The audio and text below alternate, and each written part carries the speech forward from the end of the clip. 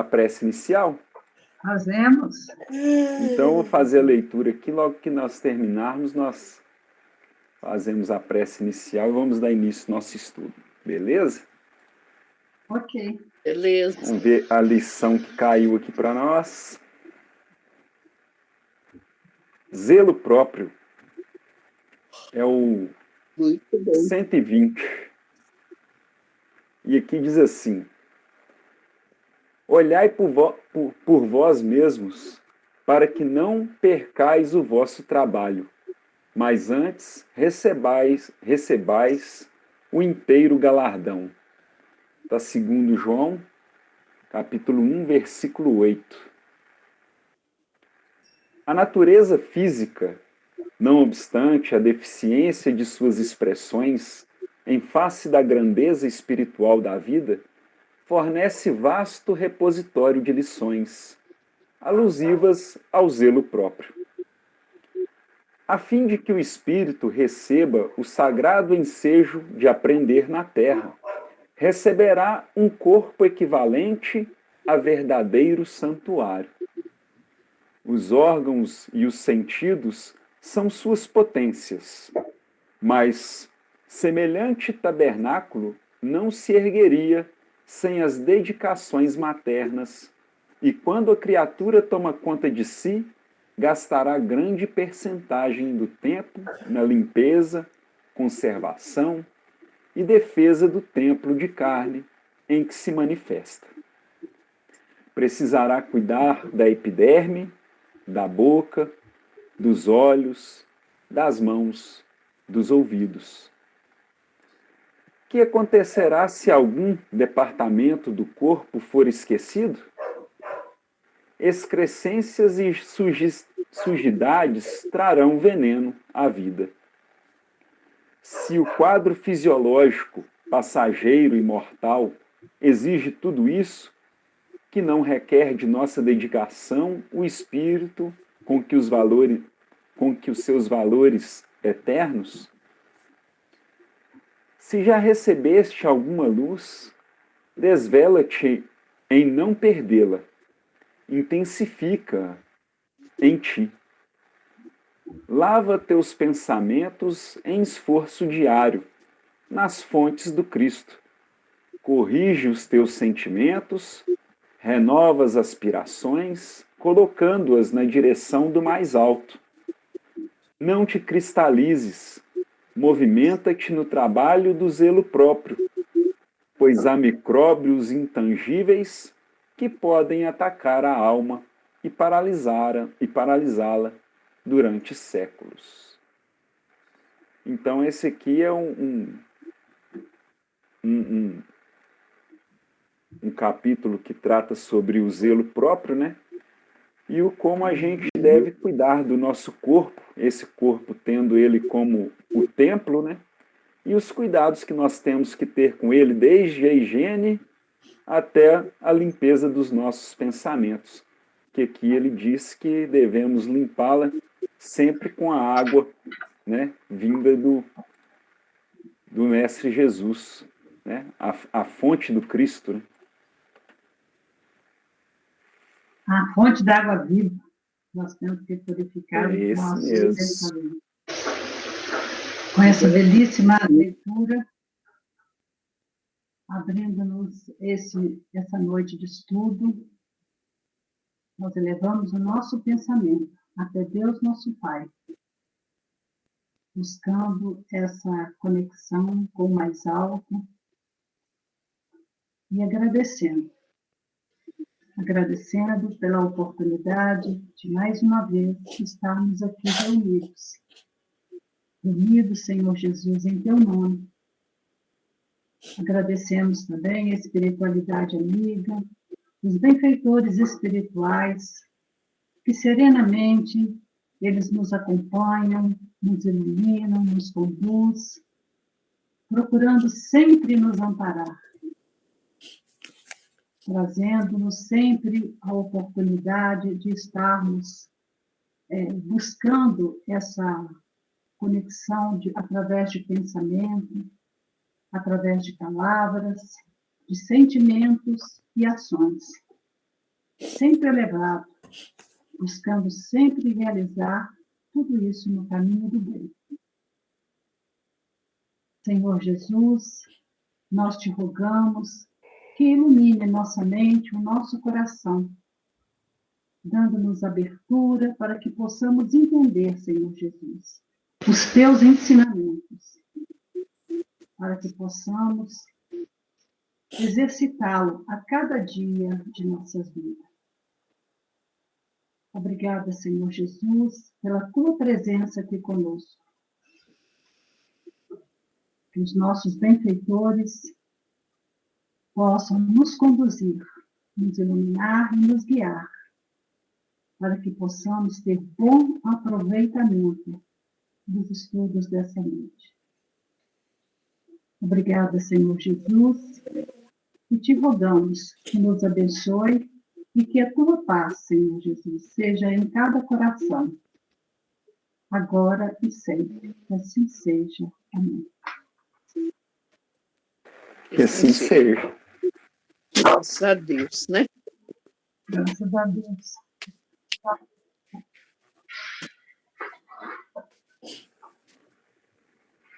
Então vamos dar continuidade no nosso estudo.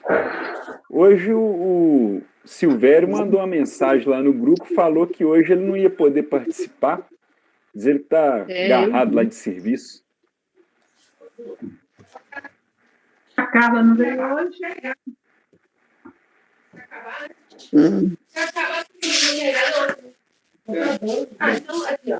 Nós paramos na página 170, né, do livro mais antigo. Creio eu que no livro mais novo seja a 168 ou 167. 68. É 168, né? Nós estávamos falando sobre aquela passagem do fariseu e o publicano. Então nós lemos aquela primeira parte, né, entendemos quem seriam os fariseus e quem seriam os publicanos, entendemos as diferenças entre eles, e agora nós vamos começar do seguinte tópico, onde diz assim: 2 homens subiram ao templo a orar, um fariseu e outro publicano. Todo mundo se encontrou? Sim. Alguém gostaria de fazer a leitura, não? Pode fazer. Podemos ir lá, então? Podemos. Então vamos ver. 2 homens subiram ao templo a orar, um fariseu e o outro publicano. Evangelho de Lucas, capítulo 18, versículo 10.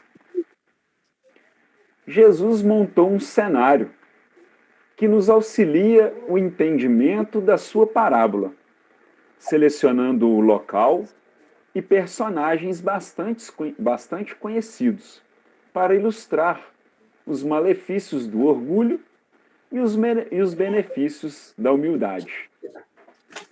O templo, lugar onde ocorreu o encontro do fariseu e do publicano, é usualmente entendido como um espaço sagrado, destinado às práticas religiosas, ao louvor, agradecimento e súplicas dirigidas a Deus. É sempre visto como um local de oração. Quando alguém, religioso ou não, adentra um templo, assume de forma espontânea uma postura contrita e respeitosa. Posição esta que foi rejeitada pelo fariseu e assumida pelo publicano. Templo, porém, tem outro significado, mais subjetivo. Indica o centro ou a essência das nossas cogitações íntimas e autênticas, onde trazemos gravados nossos sonhos e ideais. O Espiritismo ensina que, à medida em que evoluímos, santificamos também este templo íntimo, aperfeiçoando sentimentos, pensamentos, palavras e ações. Olha para você ver que nós pegamos aleatoriamente uma passagem do Caminho, Verdade e Vida e veio falando sobre o zelo próprio, que é esse cuidado com o nosso templo de carne. E agora nosso estudo entra justamente no estudo em que ele condiz subjetivamente, né, que o nosso corpo seria o templo do qual nós devemos, né, cuidar dos nossos aperfeiçoamentos, aperfeiçoando sentimentos, pensamentos, palavras e ações. Né? Muito bacana. Está vendo que tudo é conduzido, já super preparado? Mesmo sem a gente esperar, né, Darcy? Uhum. Sim, eu acredito muito nessa questão Já está tudo preparado. esse estudo é preparado primeiro lá em cima, quando a gente senta aqui, ó. Sim. Sim. Já está tudo É direcionado. isso mesmo. Toninho pediu a leitura, olha para você ver a intenção, né? Pois Você é. achou o livro. Até então, como sempre quem faz a leitura é o Pedro, eu nem tinha me atentado em pegar um livro desse, né? Aí o Toninho falou, eu peguei ele aqui, eu tenho ele em PDF, né? Abri aqui numa página qualquer e saiu o texto que bem diz sobre o nosso templo no interior. É.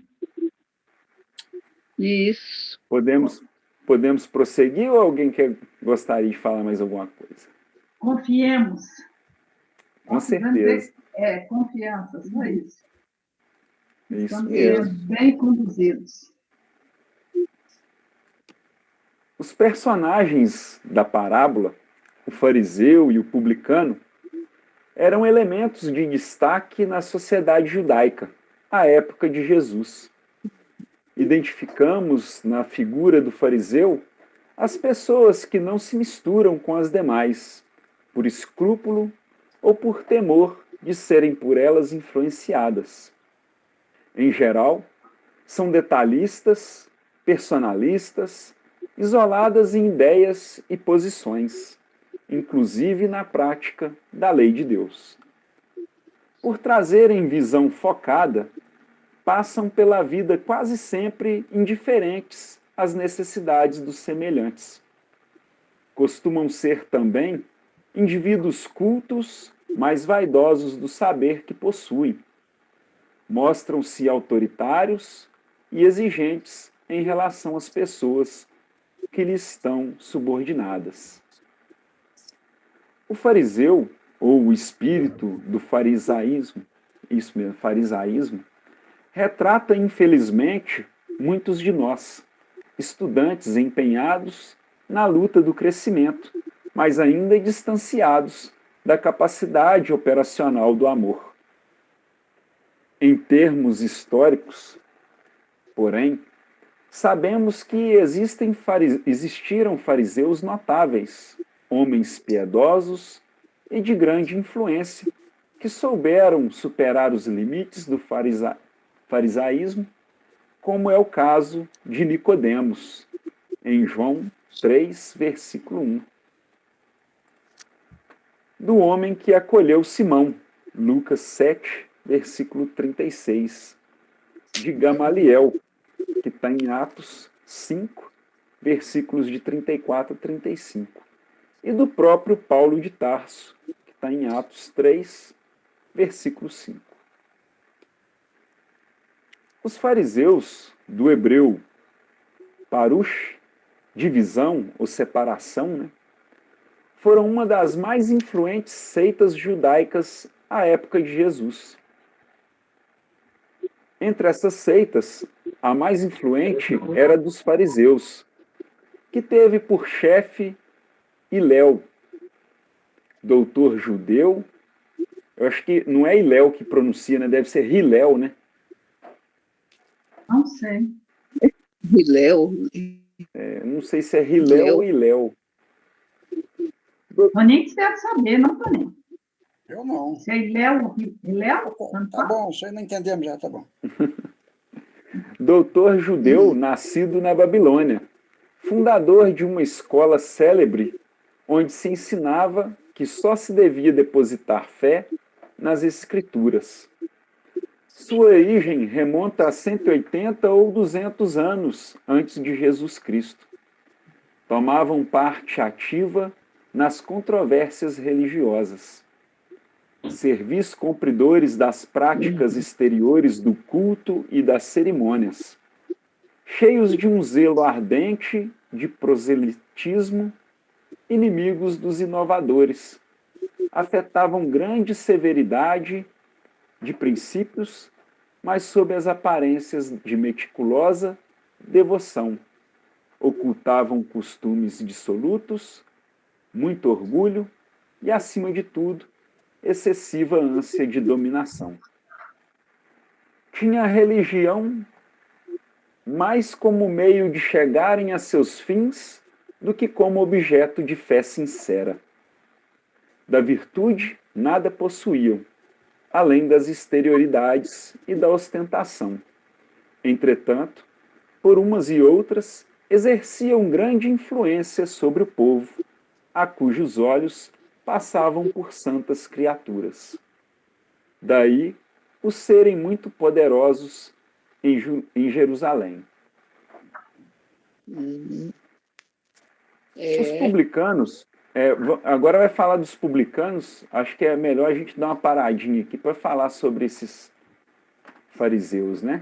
Comentar sobre eles. Sim. Isso. Lá no início ele colocou que essa parte, né, que está em Lucas 18, versículo 10, ele está falando que Jesus colocou para nós, né, o local em que ia se decorrer essa parábola e os personagens que ia compor a parábola, né? E aí ele explicou sobre o local que seria esse templo, né? E falou que o templo, então, teria dois significados. Um deles é o templo mesmo, onde as pessoas vão orar a Deus, e o outro subjetivo, que era aquele no qual a gente compreende que seria o templo interior, né? Cada um de nós. E aí depois ele trouxe para nós um dos dois personagens que compõem essa parábola, que é o fariseu e o publicano. E aqui ele trouxe o que é o fariseu, quem é, né, o fariseu.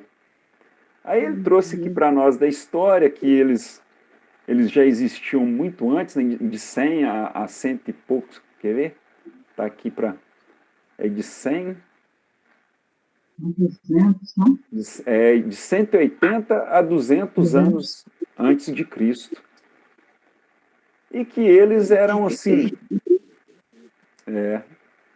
E que eles eram sim um povo que estava mais ligado ao culto, né, da religião, né, do que propriamente com o intuito, né, do objetivo da própria religião. Então eles eram um povo que tinha aquele muito daqueles, né, como é que ele trouxe aqui para nós? Cadê? Culto das cerimônias. Estavam mais preocupados, né, com a aparência, Isso. né? Mostrar tá o que eles podiam fazer dentro de uma exterioridade. Aqui está trazendo para nós como o culto das cerimônias. Então eles estavam muito preocupados com isso. E como eles tinham um olhar diferenciado para aquele povo, né? Eles, de certa forma, se preocupavam com eles, foi aonde o povo tinha essa afinidade maior com os fariseus. Eles representavam, esses fariseus, eles representavam, como falamos na semana passada, como se fosse uma facção, né? Ou seja, um porte, que eles tinham sim, muita importância no que se dizia a respeito à política e à religião. Eles eram bem influentes nessa, né? Isso, lá no meio da sociedade judaica. Então, eles não eram assim, a princípio de se julgar fora, eram muito respeitados. Eram, assim, extremamente religiosos.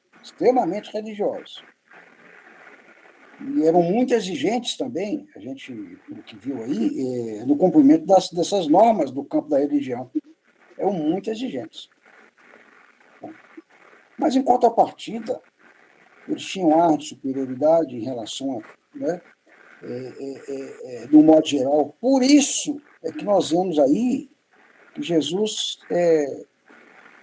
faz tudo a crer que ele puxou a sardinha ali para o lado do publicano, lá no início da semana passada, como nós vemos aí. Porque Jesus via neles, embora eles tinham conhecimento, como o menino falou aí, de uma situação de 200, 300 anos atrás, na época de Cristo, mas eles eram, como falamos, eles eram bastante arrogantes no que se dizia a respeito desse conhecimento, menosprezavam seu semelhante, como nós já vimos aí, em situações passadas. É Só como que, se, hein? é como se esse conhecimento todo os tornasse assim, orgulhosos, né, Aí é daquilo que que... está, só que Jesus pautava para o outro lado. O carinho, esse carinho especial que Jesus tinha, eram pelos, como falamos na semana passada, a gente viu isso aí, deu isso aí. Jesus tinha um carinho maior, eles não entendiam isso, pelos os menosprezados, né? Pelos humilhados. É o que ele fala. Aquele que se humilhar será exaltado. Está claro, né, o entendimento disso aí. Jesus era fiel e amigo daqueles que eram perseguidos. Nós vamos dar o caso específico lá, da mulher de adúltera, naquele momento. Né? Jesus era muito compreensivo em relação àqueles que eram, digamos assim, de modo geral, difamados por todas as situações, ou seja, pobres, indigentes, né? Leprosos que nós vimos aí, a própria, até as prostitutas, como nós vimos lá, falamos há pouco aí, as chamadas adúlteras, e curiosamente sobre os publicanos, porque ele entendia perfeitamente que esse publicano, ele, como cobrador de imposto, ele tinha uma razão de seu porquê. Agora, ele não era muito bem visto naquela comunidade judaica, porque eles se aliaram ao invasor, os publicanos. Ele se o quê? Aliado? Oi? Eu não entendi o que você falou. Ele Eles se aliaram aos invasores, que eram os romanos. Ah. Porque o imposto era taxado pela alta cúpula romana.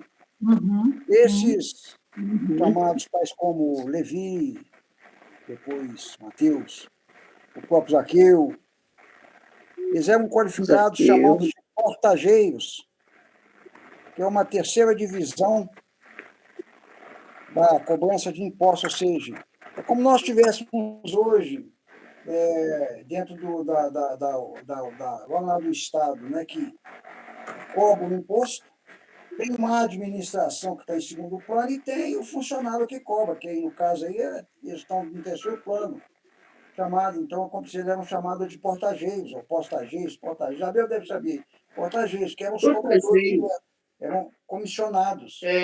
Uma comissão que ainda assim valia a pena. Mas eles estavam dentro do campo de atuação, de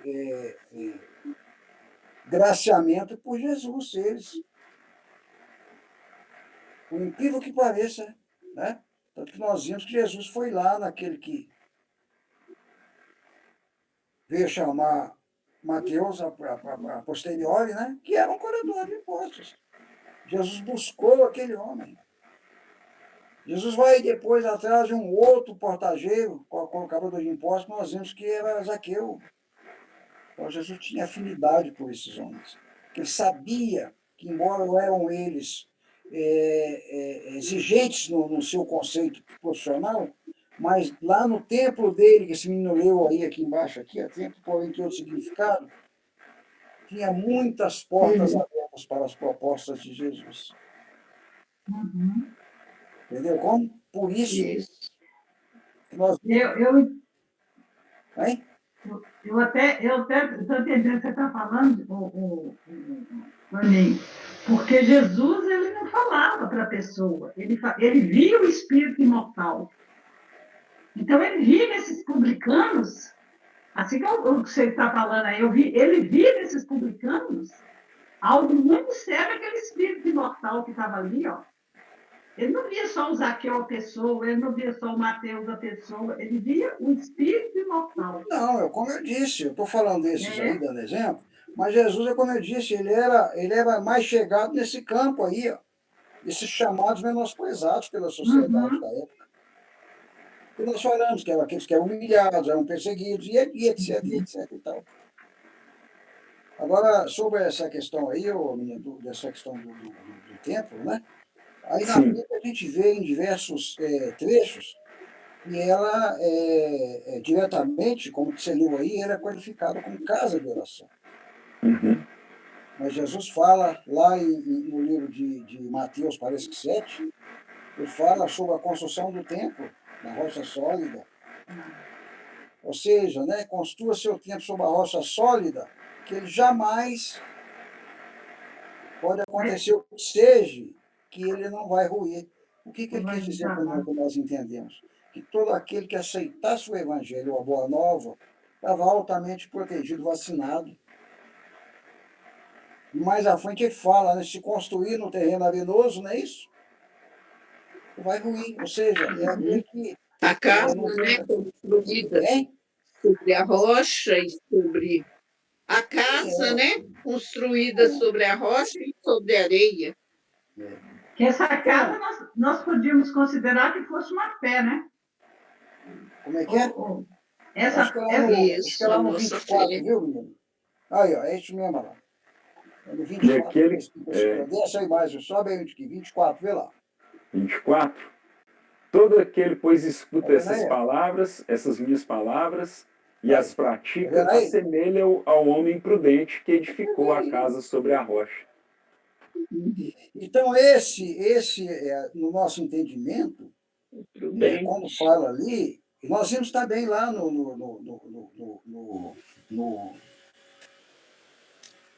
lá no próprio livro de Mateus, no Sermão do Monte, ele fala. Ele fala exatamente, se nós começarmos lá parece que do 13, quando ele fala sobre o sal da terra, e vamos à frente lá, e deixa bem claro, bem esclarecido para nós. Nós estamos estudando, nós vemos isso aí, ué.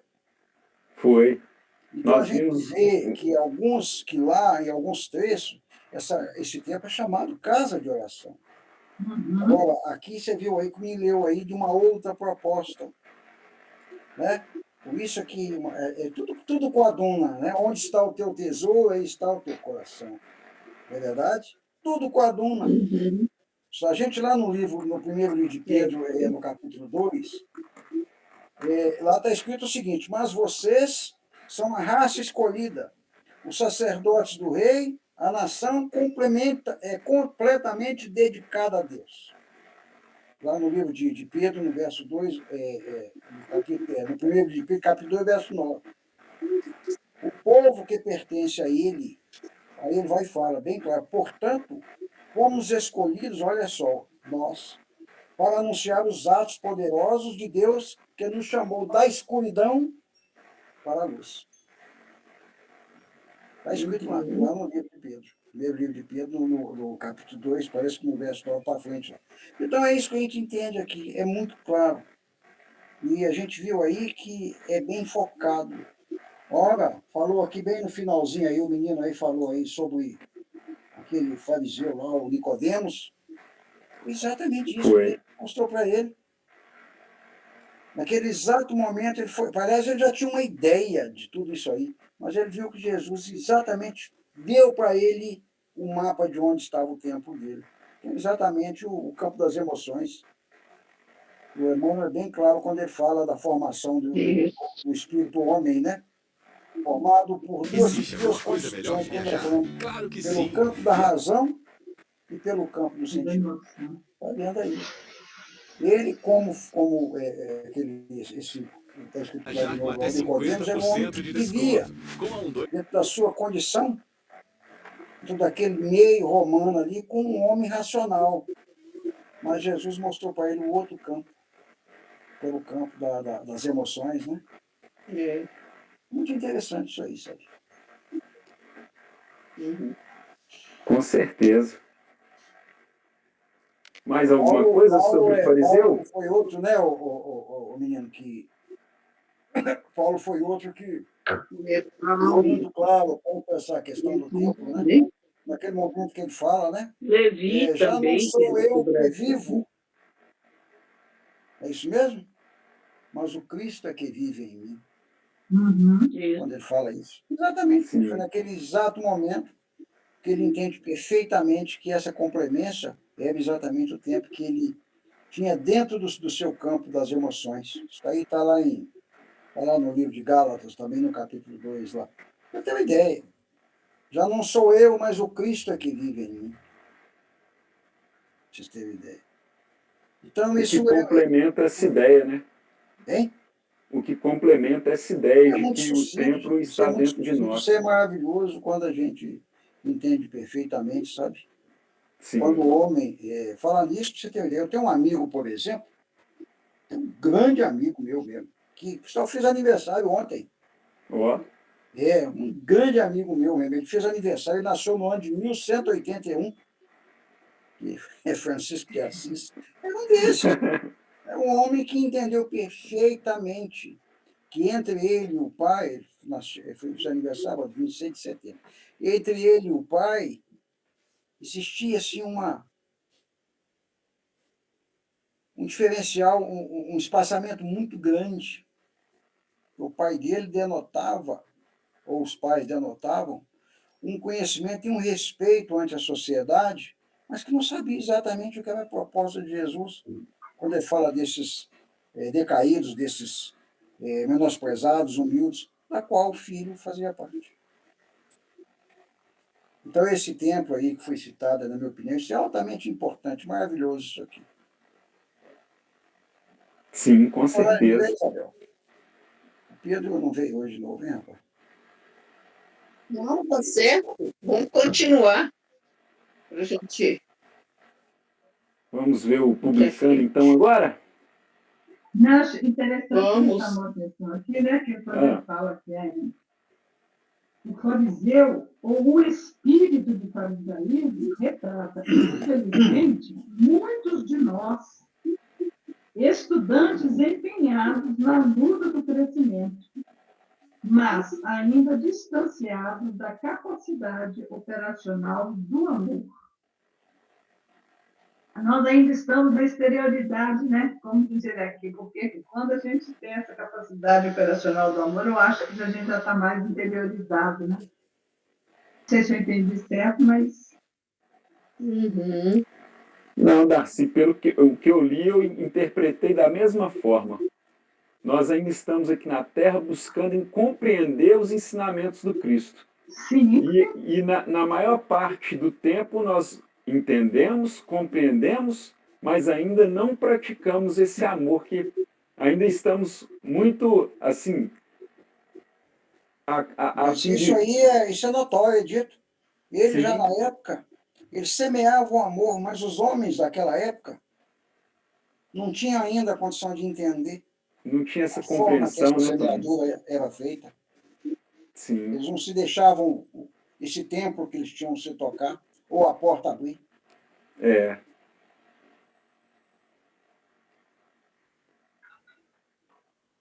Por isso que Jesus fala que ele veio edificar como é que ele fala, gente? Do reino de Deus, edificação do coração do homem. Diz que ele fala que ele veio para isso, né? Ainda não existia isso.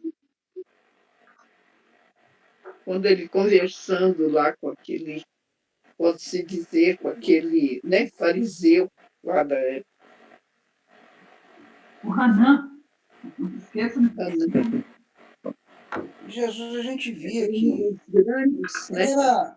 era claro na sua expressão, na sua sutileza, era muito claro. Ele falava através das suas palavras, da forma que falava, com muita humildade, mas que tocava. Nós vimos a mulher de Samaria, que a gente sempre está falando, o próprio Zaqueu, o próprio Saulo. Uhum. Põe, meninos, Gálatas 2, 19 e 20, escreve aí para você ver que coisa mais linda que o Paulo fala, o testemunho dele. Gálatas 2, 19 e 20. Olha que coisa mais linda que Paulo em relação a Jesus. Olha, gente, ele era um defensor contra as ideias do Cristo. Nós vimos aí, como falamos aí, que ele foi um dos que... Gálatas 2, 19 e 20. Olha lá. Porque eu, pela lei, estou morto para a lei. Está citando aí sobre Saulo, que era enérgico e cumpridor da lei, do homem, para viver para Deus. Já estou crucificado com Cristo. Ou seja, quando ele fala isso, eu entendo que ele já abriu esse templo interno dele e abraçou Jesus. Ou seja, Jesus não morreu, estou junto com ele em qualquer das situações, ainda que crucificado. Olha lá. Já estou crucificado com Cristo e vivo não mais eu, mas o Cristo vive em mim. E a vida que agora vivo na carne, vivo-a pela fé do Filho de Deus, o qual me amou e se entregou a si mesmo por mim. E por aí vai. Olha que coisa aqui, que testemunho maravilhoso, gente. Sim. É justamente o momento que ele compreende esse amor, né? Sim. E quem era esse homem? Ele era fariseu também, fala aqui, né? É fariseu. Né? Pra vocês terem uma ideia. E esse aqui, a gente entende que ele era um fariseu, aqui, vindo aqui, diferente desse, até do próprio Gamaliel, do próprio Nicodemos, né? Bem diferente. Porque esses outros chegaram de uma forma muito simples e sucinta a Jesus. Ainda que não presente, mas presente, como foi o caso lá do Nicodemos, ele chegou de uma forma diferenciada. Chegou diante de Jesus, talvez, numa forma assim de confronto, né? Porque se não fosse daquele jeito lá, caminho de Damasco, ele até então dava continuidade, como Saulo, às suas ideias, que era qual? Dizimar os caminheiros lá Ele era um perseguidor ferrenho dos cristãos, né? Isso fazia parte do seu objetivo. Isso estava dentro do seu tempo, como homem egoísta, como homem, né? Dado às ideias dos romanos. Um autêntico fariseu, para assim dizer. Não é, Darcy? Ele era um autêntico fariseu e mudou assim, ó. Foi. Então, a gente... Ele é um dos grandes, né, da história lá do cristianismo, na sua transformação, né? Ele se transformou assim, tanto é que era de Saulo para Paulo, né? Paulo. Até o nome ele mudou, mostrando que falou, realmente né? é transformação. Aquele amigo dele perguntou por que Saulo, por que Paulo, para que possa vigiar de perto as possíveis ações de Saulo. Isso. É muito bonita essa fala, viu? Parece que está no livro Paulo Estevão, se não me engano. O Alírio de Cerqueira traz aqui, no livro Modelos de Liderança, Trabalho e Autotransformação, sobre os três que houve essa transformação tão evidente, vamos dizer assim, que foi Paulo, né? Paulo de Tarso, arquétipo da transformação, da onipotência e prepotência em poder do amor. Depois, Maria Madalena e Pedro, né? Então, ele traz esses três personagens aqui, mostrando toda um resumo aqui, como que foi a transformação deles. Bacana. E deve ser muito complicado. Você pensa, a gente falando por mim, né? Mudar conceitos que a gente já tem é muito difícil. Imagina você mudar com tudo radicalmente, como Saulo fez, né? Então, Saulo mudou radicalmente. Ele deixou de ser Saulo para ser Paulo. Realmente. Toda Eu vejo mudança que nós vamos fazer já é difícil, né? Imagina uma mudança tão brusca como essa, né? Nossa! Mas Jesus não cobrava essa questão de forma brusca, não. Ele plantava, Sim. ou seja, ele semeava, que ele sabia que no momento certo os frutos haveriam Iriam, né? de existir. Vocês podem apostar. Ele era muito claro, muito comedido em todas as suas expressões. E ele, nós vemos aí que, num certo momento, quando ele fala, né, que eu sou o caminho, a verdade e a vida, né, só se vem ao Pai por mim, ou por meu intermédio, e foi claro, ele abriu a chave, ele deu a chave para que se qualquer um abrisse a porta para que essa realidade se fizesse. Ou seja, não adianta ninguém, não existe aquele que acredita em Deus e não crê em Jesus, não existe. E nem vice-versa. Nós conhecemos aquele que não crê em nada, que é os chamados, como é que chama lá? Os Ateu? ateus, e tem um outro nome aí, né? Esses aí. Ou é ou não é. Então ele é muito claro, sabe? E ele era tão claro até nessa vagareza de ensinamento, até nas vírgulas que ele colocava, quando ele dava o intervalo da palavra, de uma palavra para outra. Ele fazia para não errar. Agora, entendesse quem entendesse, ou quem quisesse entender.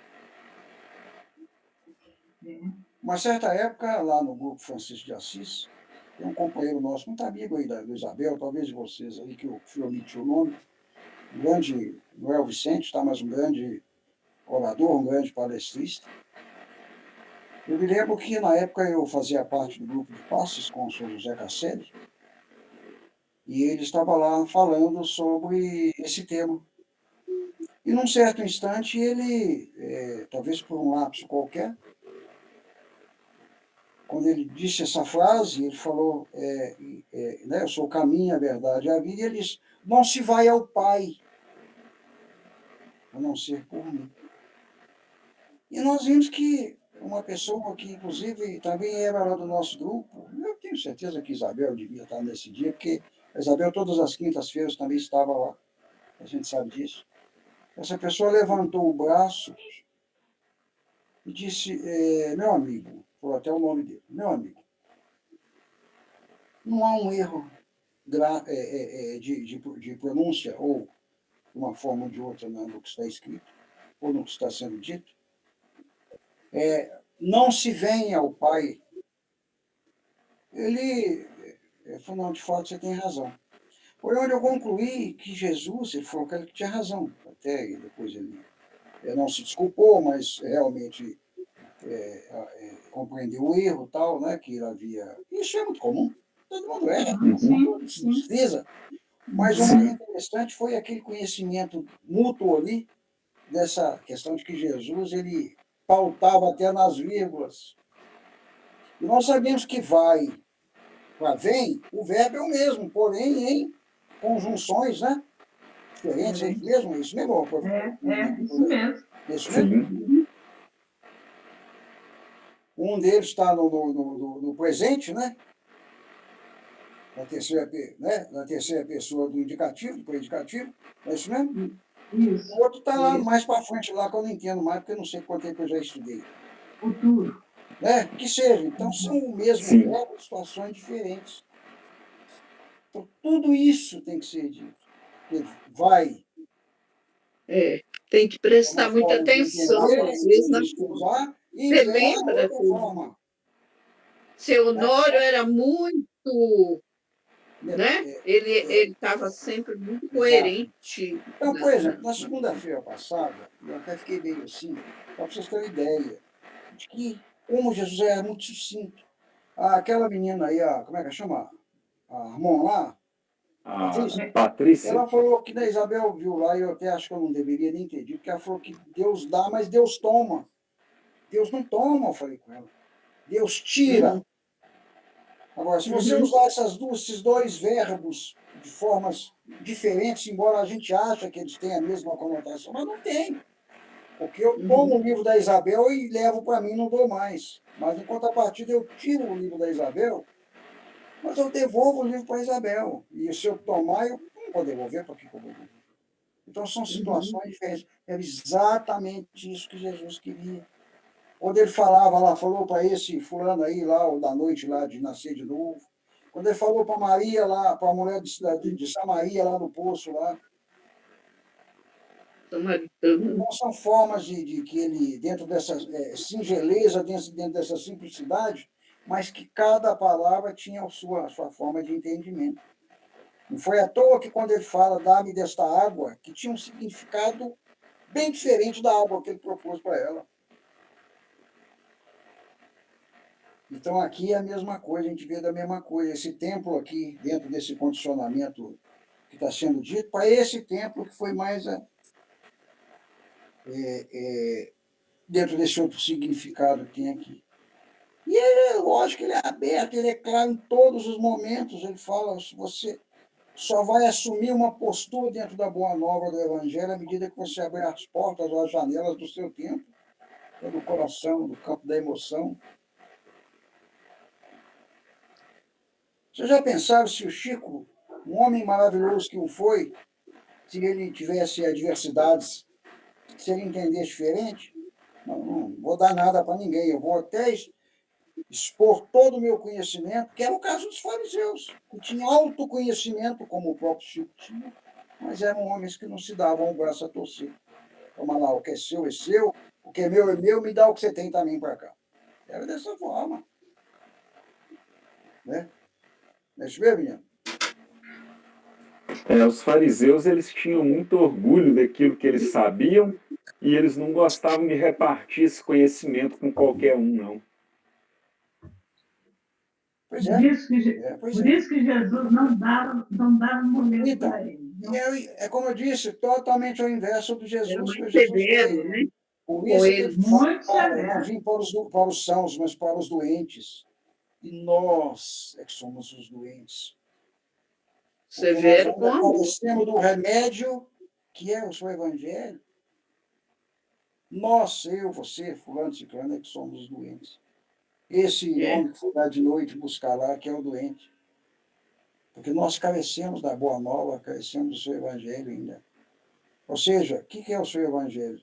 É aquilo que está lá na 10ª lei natural, traduzido na lei de justiça, ou seja, ser justo, não fazer justiça.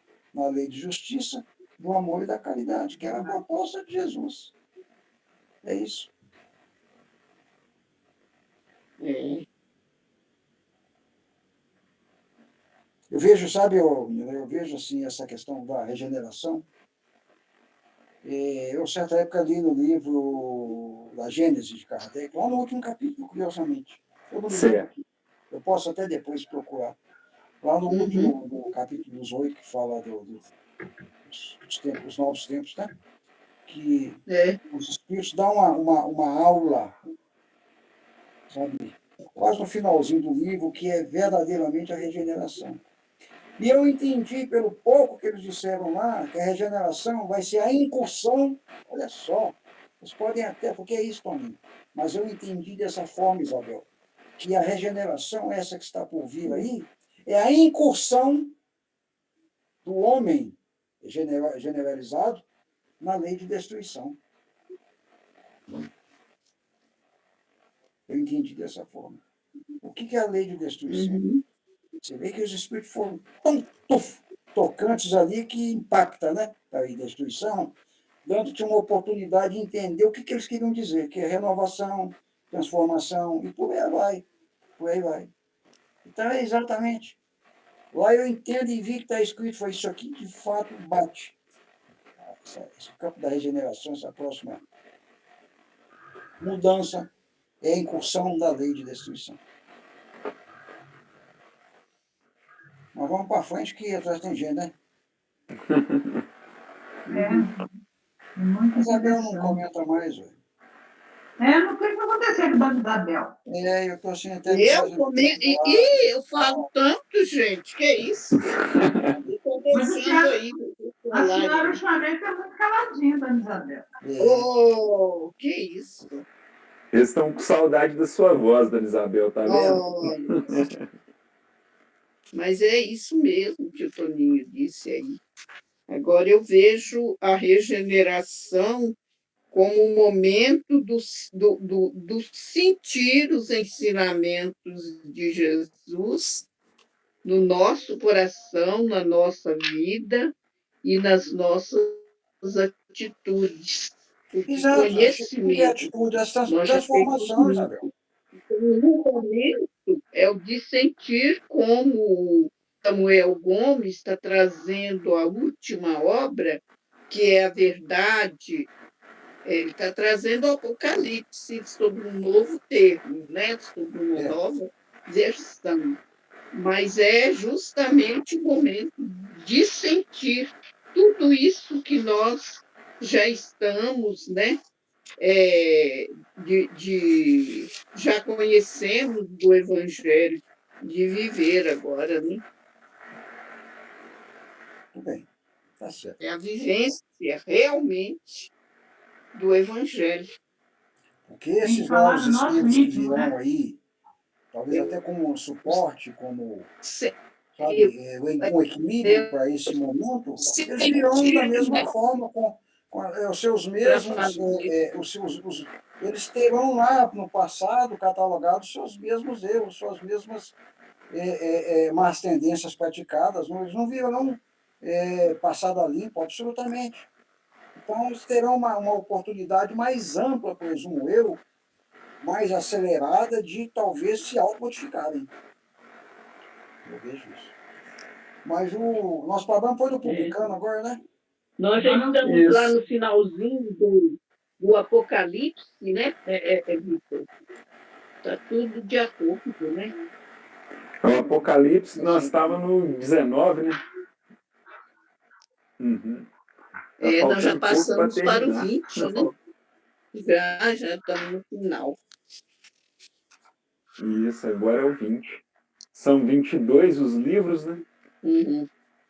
Falta só mais 2 capítulos, então. Aí começa de novo. Aí começa de Tudo novo. de novo. Vamos para os publicanos, então? Vamos. Então vamos lá.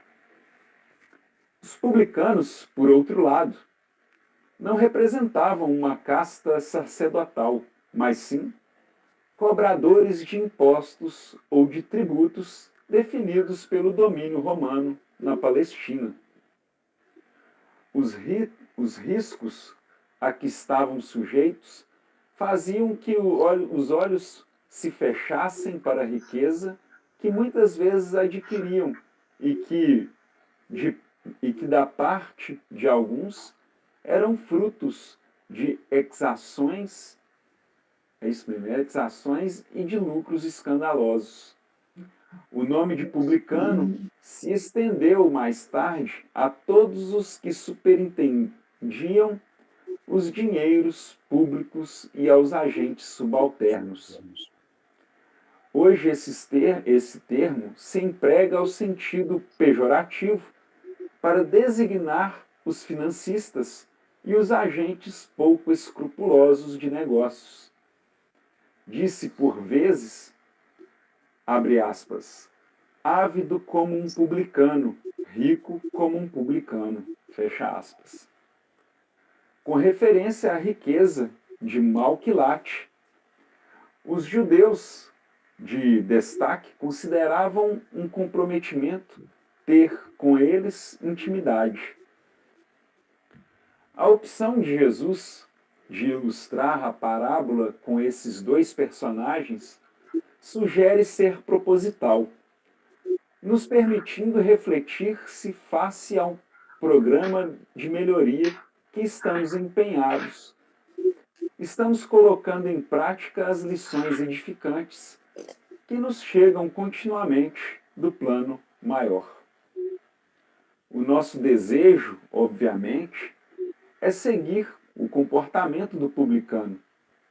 Devemos, porém, ficar atentos de que ainda trazemos muitas características da postura do fariseu nos meandros do nosso psiquismo. Exatamente. É isso aí. Aí vamos ainda no campo da regeneração, no mundo, isso aí vai estar presente, essa que você deu aí. Uhum. Pior que é, viu, Toninho? Porque isso ainda está muito arraigado em nós, né? Não, isso é uma condição para espíritos da nossa natureza. Sim. Só estão isentos disso aí. Espírito acima, ou seja, aqueles que já estão a caminho do plano dos espíritos puros. Sim. Ou seja, que já passou por tudo isso que nós passamos, mas por muito tempo atrás. Claro. E nós podemos enumerar pessoas, tais como Francisco de Assis, tais como Chico. Sim. Eu não digo ainda ao doutor Bezerra de Menezes, porque ele, embora um homem maravilhoso, acho, sabe, eu sou suspeito para falar, mas ele ainda tem algum caminhozinho a percorrer, presumo eu, porque dentro de uma certa idade que ele adquiriu certos conceitos e tornou-se o quê? O outro veio lá do início da sua nova existência, o Chico. Então há um diferencial, ou seja, são todos dois espíritos de alta estirpe, mas um com uma bagagem um pouco superior ao outro. Isso é o que eu entendo, que eu acho. Mas eu não tenho nada contra ele, pelo contrário, eu sou assim, sabe? Deus sabe que eu... A gente tem uma certa noção, né, Tony? Não dá para afirmar com certeza, mas com aquela escala de evolução espírita que tem no Livro dos Espíritos, a gente consegue ter uma noção, né, do grau de compreensão e do grau de entendimento que cada um tem. Mas ainda não é possível afirmar com certeza, né? Exato. Nós vemos que ele colocou aqui como publicanos, né? Esses publicanos eram os cobradores de impostos, né? E ele trouxe pouco sobre os publicanos. Ele trouxe mais sobre os fariseus, informações, né? Sobre os fariseus do que dos próprios publicanos. Né? Mas é o que nós falamos há pouco, menino. Quando ele fala que não veio para os sãos, todos esses, diferem dos fariseus, eram os doentes. Por que você falou agora aí, ó, por que ele veio exatamente para quem achava que ele precisava de curar de que forma? De colocar no coração aquilo que muitos sabiam os fariseus, mas que não estava colocado no lugar certo. Não estava sendo usado da forma certa. O que ele fala quando ele cura, logo que ele cura qualquer aquele que tocou nele ou aquele que é levado? O que ele fala? Os teus pecados estão perdoados. Sim. Vocês me desculpem, eu vou um pouco mais além. Eu entendo que quando ele falava isso aí, os teus pecados estão perdoados, ele livrava, ele anulava todos os pecados deste que ali estava com ele, das suas vidas passadas. Vá e não peques mais. Ou seja, uma nova postura. Eu entendo dessa forma. Então eu entendo desse jeito também quanto a esses doentes que somos nós. Que embora sabemos que somos doentes, porque o doente, quem é o doente? É aquele que está doente, que sabe que está doente. Mas que muitas das vezes não aceita o remédio para a sua doença. Ele veio para exatamente como remédio para esses doentes. Agora, você vai dar remédio para gente que não está doente, como é o caso dos sãos lá, que ele fala. Que é o caso desses fariseus aí. Eu entendo desse jeito. Sim. Continue. Nós estamos muito mais enquadrados nos fariseus do que nos publicanos. Pior que é, viu, Darcy? É real. Essa é real. Nós estamos mais enquadrados no Deus do que nos comunicamos. Vamos continuar então? É bom, né? É bom. Então agora nós vamos para o outro tópico. Esse diz assim: o fariseu, estando em pé, orava consigo desta maneira: ó Deus, graças te dou, porque não sou como os demais homens, roubadores, injustos e adúlteros, nem ainda como este publicano. Jejuo 2 vezes na semana e dou os dízimos de tudo quanto possuo. Lucas, capítulo 18, versículos 11 e 12. Isso aí requer um monte de entendimento, né? Um monte de entendimento. Um monte. E agora ele vai trazer para nós aqui. Eu não sei se eu já contei para vocês umas 4 ou 5 vezes aí, sobre o meu sogro lá. Não, do seu sogro? Todo domingo eu ia almoçar com ele, mas a minha esposa, quando novo, e ele morava num sobrado, está lá até hoje, lá no Padre Eustáquio, no segundo andar, que era a casa dele, que mora dentro. E aí, dia de domingo, ele chegava, que ele era muito cheio de dinheiro, dia de domingo ele sentava lá fora, lá no alpendre da casa dele, casão todo tamanho, pegava lá a Bíblia, aquela Bíblia católica, que é toda folheada de ouro na beirada, né? Ah, já vi essa. Ele ficava lá. E nós saía para ir almoçar lá, às vezes na casa da minha mãe, nós já ia casar de novo, às vezes na casa da minha sogra.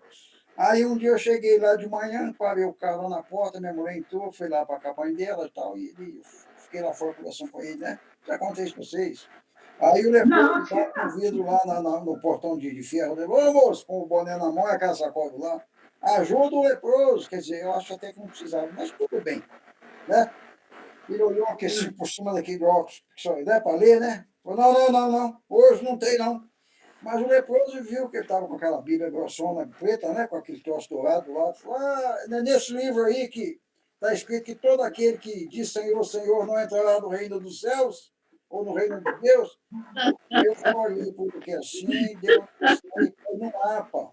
Questão de entendimento, sabe? Entendimento. E eram exatamente esses homens. Eles tinham entendimento, mas eram ruins, como a gente viu aí. E depois ele doou alguma coisa, Tony? Repito, Jesus não veio para os céus. Como é que é, menina? Assim. E aí depois ele doou alguma coisa? Dona aí, tá vendo o nome da minha sogra? Dona Isabel. Isabel, o que acontece? E tem alguns fatos interessantes, sabe? Ele era ministro de Eucaristia. Tá? De Deus o tenha, tá? Porque eu não tinha nada contra ele, pelo contrário. E ele tinha um anel que ele fez o curso lá, que ele punha esse anel no dedo, coitado. Eu estou rindo, mas é porque, sabe, com todo respeito a ele, que eu gostava muito dele. E ele era, como me diz, a Eucaristia, só não podia ouvir confissão, o resto ele podia fazer tudo, casar, batizar, ele só não podia ouvir confissão. E um belo dia, lá na igreja do Padre João, lá, na igrejinha de São José, no Padre Eustáquio, lá, ele ia lá, ajudava a missa, ele que abriu a igreja, fechava a igreja, tal, esperava o padre. E um belo dia, tinha a Rádio América, que tem até hoje, que é dos padres, né? Sim, tem. Pela manhã de domingo, nós estamos lá, eu e a Ângela sentados lá na cozinha, com a dona Ia, ela fazendo almoço. Aí um padre desse que morreu aí, foi um chefe da igreja, há pouco de Dom Serafim das Quantas aí, não sei. E no programa lá, e o rádio, a rádio só tinha o dial, só ficava na Rádio América. E ele estava lá dentro, sentado na sala, lendo. Aí esse Dom Serafim foi para os agradecimentos no programa dele lá. E agradecemos fulano e Beltrano e Ciclano pela doação, para daqui, para dali. Fulano e não sei o quê. E o senhor, nosso querido colaborador, o senhor José Gomes, Fernandes Gomes, que era ele, pela vultosa doação à igreja de São José de Pará. Quer dizer, por quê? Para comprar, estou indo no mercado, na feira, aquela feira coberta do Padre Eustáquio, que é do lado da igreja, você traz 3 pimentão, um pacote disso, um pacote, mas quebrou o pau com ele, mas é uma situação que tem que ir, né? É isso que nós entendemos. Ele doava assim, só para a igreja. Mas Deus o tem, é um homem maravilhoso. Mas então é isso, voltando. Boa noite, Helena. Voltando Boa ao que nós noite. entendemos, é exatamente isso. Boa noite. Esses homens eram Boa duros. noite, Helena. E essa Boa dureza noite. deles aí, porque eles eram altamente egoístas. É aquele que tinha e guardava para si, né? Sim. É. Dona Helena, para a senhora se situar aí, nós estamos na página 172 do livro mais antigo, logo naquele parágrafo que diz assim: a oração do fariseu tem expressões infelizes. Vê se a senhora consegue É encontrar aí. 170 no livro novo. O dela é novo. Isso. Ah, o dela é o novo? Tá, 170. Ô, menino, você analisa o seguinte aí, diante do que você leu aí. Você Ah, faz um comparativo, Isabel, do que ele disse aí, desse fariseu aí, e a mulher do óvulo lá, a mulher do óvulo lá. Você vê. Faz um comparativo dos dois. Ela doou o que tinha. Ele aqui fala que não é igual roubadores, injusto, adulto, né, e tal. Você vê o diferencial de um do outro. Lê para nós aí, né, Isabel? vamos prosseguir então? É bom, né? Vamos. Vamos lá. A oração do fariseu tem expressões infelizes que refletem, sobretudo, orgulho religioso, considerado como vaidade perniciosa. Já pode conduzir à falsa crença de que, sendo religioso ou praticamente de uma religião, é uma criatura melhor. O meu está É isso, praticante de uma religião, é uma criatura melhor, superior, iluminada ou escolhida por Deus. A vaidade de alguns religiosos pode ser entendida como uma exacerbação do amor próprio, confiantes de que Deus se sente honrado em tê-los como adeptos. A posição de pé indica a forma de demonstrar respeito, comum entre os religiosos da antiguidade. Nos dias atuais, encontramos essa prática nos templos religiosos, quando se faz, por exemplo, a leitura de um texto considerado sagrado para os cristãos e para os não cristãos. Na verdade, sabemos que a posição do corpo não confere maior ou menor respeito ao ato de orar, O mas próprio sim, Cristo, ele orava sentado, né? Sempre sentado, né? Sempre sentado. Ia ao sim, monte, sentado e orava. mas sim a postura íntima de quem ora. Então tem isso, né? Os fariseus, eles não falou aí que os fariseus gostavam do culto às exterioridades? Pois é Eu? justamente isso que ele está falando aqui. Ele se punha de pé para demonstrar que tinha um determinado respeito, né? Quando, na verdade, o respeito verdadeiro que temos é aquele que temos dentro de nós, né? Exatamente. É a forma, Exatamente. como ele diz aqui, a postura íntima, né? Exato. Continuamos, então? Vamos lá. continua. O O objetivo. objetivo da prece consiste em elevar a nossa alma a Deus. A diversidade das fórmulas nenhuma diferença deve criar entre os que nele creem, nem ainda menos entre os adeptos do Espiritismo, porquanto Deus as aceita todas quando sinceras. O Espiritismo reconhece boas as preces de todos os cultos, quando ditas de coração e não de lábios somente. Nenhuma impõe, nem reprova nenhuma. Deus, segundo ele, é sumamente grande para repelir a voz de que lhe suplica ou lhe entoa louvores, porque o faz de um modo que de modo e não de outro. A qualidade principal da prece é ser clara, simples e concisa, sem fraseologia inútil, nem luxo de epítetos, né? Nem luxo de epítetos, que são meros adornos de lentejoulas. Lantejoulas. Cada prece deve ter um alcance próprio, despertar uma ideia, pôr em vibração uma fibra da alma. Numa palavra, deve fazer refletir. Somente sob essa condição pode a prece alcançar seu objetivo. De outro modo, não passa de ruído.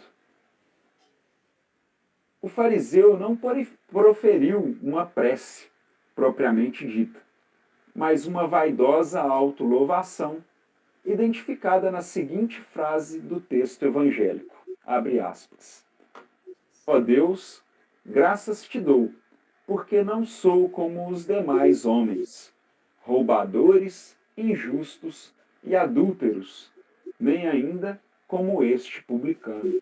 Fecha aspas. A propósito, esclarece Allan Kardec como devemos orar. Jesus definiu claramente as qualidades da prece. Quando orardes, disse ele, não vos ponhais em evidência, antes orai em secreto. Não afeteis orar muito, pois não é pela multiplicidade das palavras que sereis escutados, mas pela sinceridade delas. Antes de orardes, se tiverdes qualquer coisa contra alguém, perdoai-lhe, visto que a prece não pode ser agradável a Deus se não parte de um coração purificado de todo sentimento contrário à caridade. Orai, enfim, com humildade, como o publicano, e não com orgulho, como o fariseu. Examinai os vossos defeitos, não as vossas qualidades, e se vos comparardes aos outros, procurai o que há em vós de mal.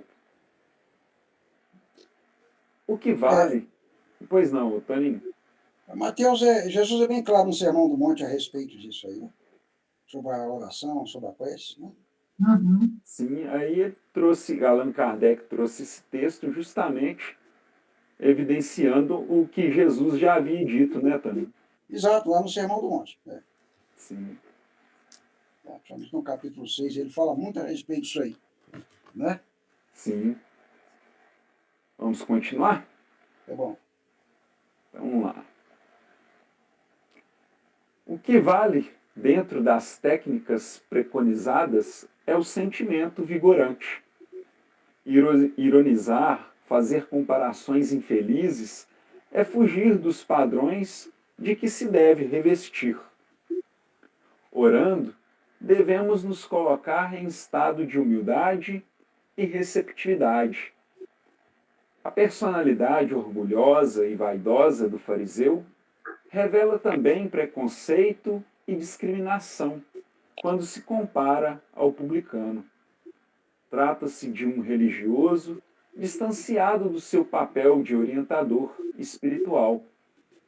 Esse trecho nos faz lembrar o apóstolo Paulo, que dizia, abre aspas, eu sou devedor, tanto a gregos como a bárbaros, tanto a sábios como a ignorantes. Fecha aspas. Está lá em Romanos, capítulo 1, versículo 14. De todos os males, o orgulho é o mais temível, pois deixa em sua passagem um germe de quase todos os vícios.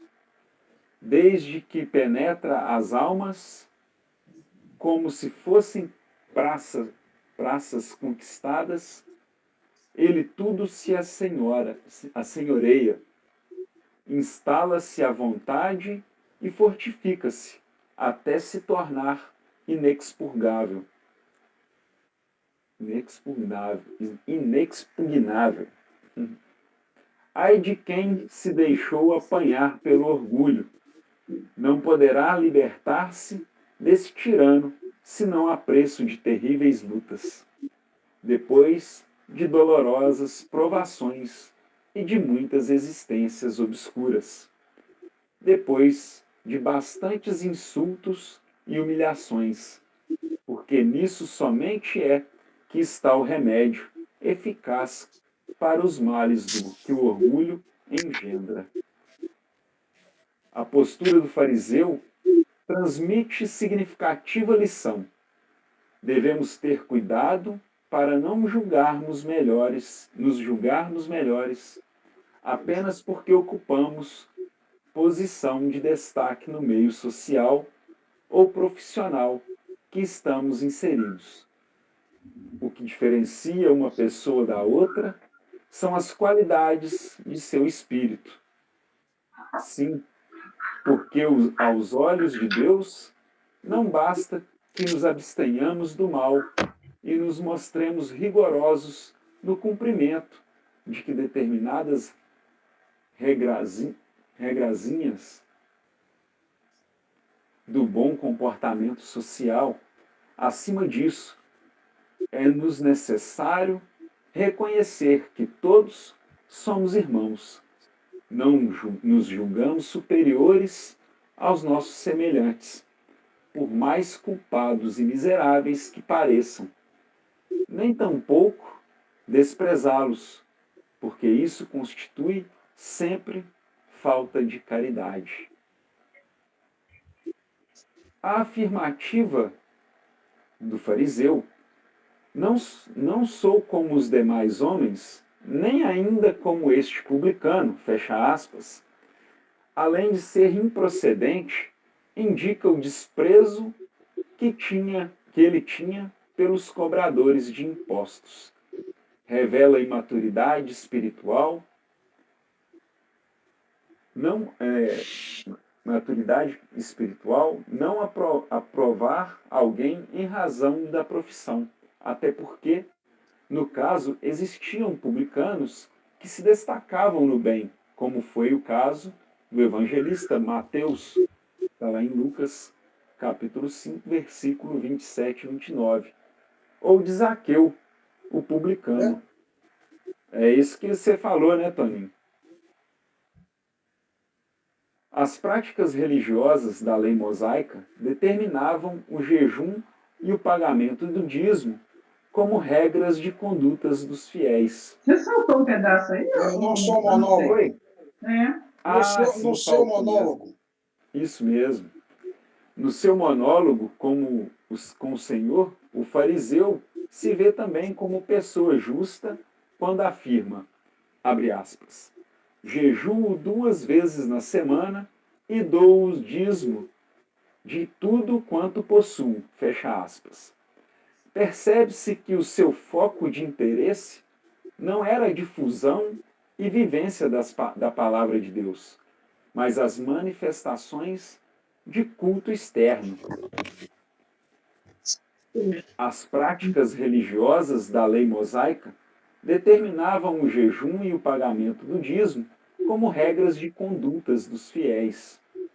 O jejum, definido como uma abstinência de alimentos por prescrição religiosa ou por espírito de mortificação, ainda é utilizado nos tempos modernos. As igrejas cristãs incorporavam essa prática ancestral em sua ortodoxia,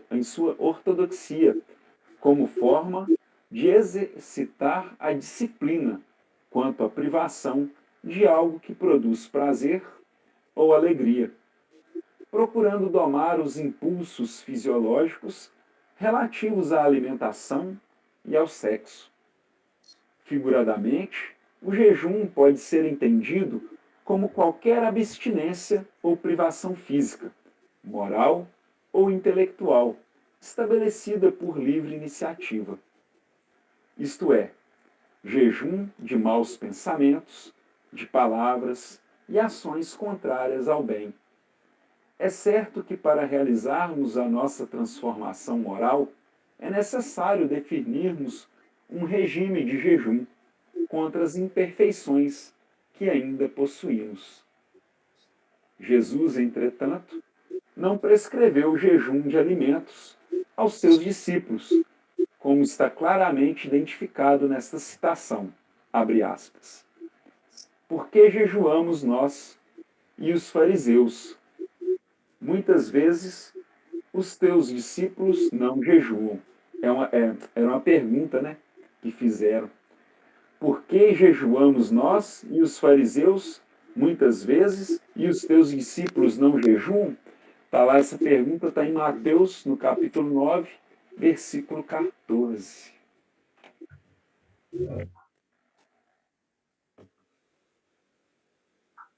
Então aqui ele trouxe para nós, né, extensivamente, tudo sobre a oração que o fariseu fez, né, colocando, inclusive, né, nessa posição de orgulhoso como era, a imagem do publicano como sendo aquele que, ao invés de fazer o jejum e a doação, era aquele que cobrava impostos, né?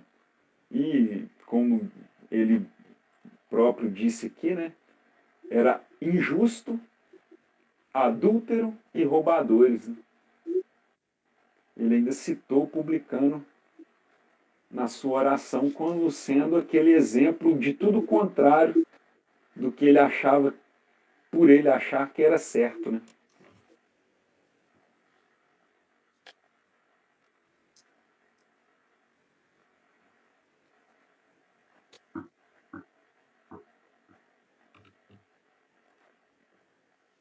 Aliás, ele melhorou, né? Ele estava se exaltando, né? Isso, Darcy. Eu faço Realmente. isso, eu faço aquilo, eu faço isso, eu faço aquilo outro. Eu não estava orando, eu estava se exaltando. Realmente. E quando a gente viu ali a explanação de Allan Kardec, né, falando sobre a oração, nós não devemos, né, fazer uma prece tendo como intuito, né, a comunicação com o plano superior, com esse sentimento dentro de nós, né? E sim carregar conosco sempre o pensamento de humildade e sempre estar no nosso pensamento aqueles erros que nós cometemos e que ainda temos que trabalhar para não cometermos mais. Não, e o tamanho da nossa imperfeição, para você falar como, para você direcionar-se a um ser perfeito, gente. Eu fico só imaginando isso. Nós somos totalmente imperfeitos.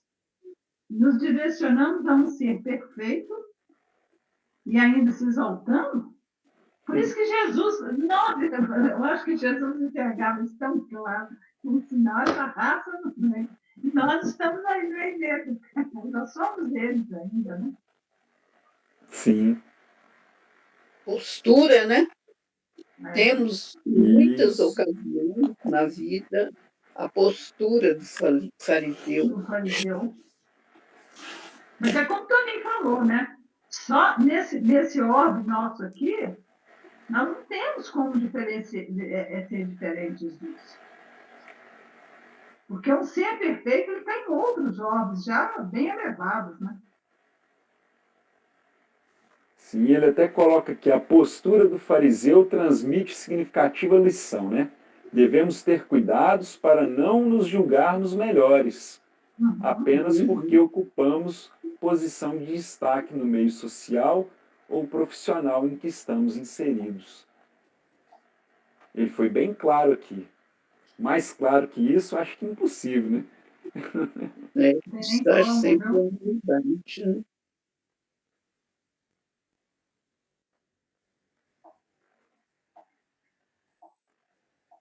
Eu não sei aqui no meu horário aqui.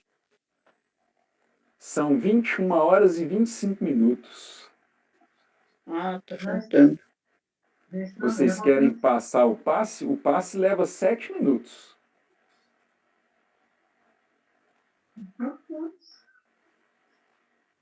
Aí só que vai extrapolar um pouco do tempo. Eu tenho um compromisso agora mesmo. Eu tenho um culto no lar agora mesmo. Então nós podemos deixar o passe para a próxima semana, né? Não, mas pode passar se todos concordarem. 7 minutos para mim aqui já. vai extrapolar. Bom, vocês que sabem. Agora já são 21h27. Então fica muito apertado, né, o Pois é, prazo. vamos Deixar para a semana que vem, né? Vamos deixar para a semana que vem, Uhum, correto? correto. De E aí, repente, então, tem uns recados aí, ó. Cadê os recados? Tem recado não, Isabel? Não, Francisco de Assis já abriu para o povo? Como é que é? não. Por enquanto, está no segunda e quarta. Na verdade, as segundas-feiras, ô Gosta Toninho, da quinta, né? tá tendo o estudo dos 15 princípios, que está sendo inclusive até gravado e publicado no YouTube. Na quarta-feira é a reunião de De cura. isso. E eles estão, e como a procura está sendo muito grande, É o eles êxito. estão pensando em começar na quinta-feira a abrir também.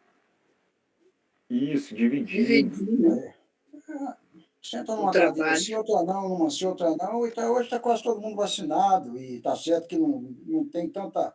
Não exime, mas toma os cuidados. Máscara no rosto, aquelas coisas todas, álcool na entrada do. Né? Sim, Fazer uma sepsia nos Mas esse assentos. Isso aí eu protocolo acho que é todo por a aí, casa sabe? tem. A Acho que é por casa aí. Porque tem, a a casa gente, é bem uma coisa muito cuidadosa interessante, nesse sabe, ponto, né? Isabel? Que a gente, como está aqui estudando, a gente busca o conhecimento de uma forma ou de outra, via internet, aquelas coisas todas, mas tem muitos que querem ouvir a palavra lá no centro, na reunião de quinta-feira, do Vicente, do sim, Valdir, da Isabel, do menino aí, do fulano e Beltrano, e por aí afora. Então, esses é que eu falo é por esses aí, sabe? sim. Quantos assentos tem? Parece que são 119 assentos que tem lá, não me lembro mais. 120? Ocupa 60, ocupa 50. Tem os bancos O laterais, dá João um quer distanciamento, faz ali, pega lá, faz aquele X com papel, um lado do outro. Tem máscara, usa máscara. desse Pode jeito. tirar máscara, gente. Eu É. achava que, sabe, essa diretoria podia. Como estava acontecendo em muitas casas já, viu? Nós estamos vendo que aos poucos vai voltando, né? Acho que firme mesmo vai voltar a ser. Colocado mais gente, né? Sim. Acho que firme mesmo, Toninho, vai ser o ano que vem. Está todo mundo prevendo isso, viu? Ano que vem Sim. voltar normal. Mas aí, Já como eu estou te estamos falando. acabando o ano, né? Estamos por 2 meses, aí, 2 meses e meio, 3 meses, por aí. Sim. Então, lá no Jefa, segundas, quartas e quintas, que está tendo reunião presencial lá. Tudo com agendamento, tudo certinho. É a Inês que faz faz o agendamento do pessoal.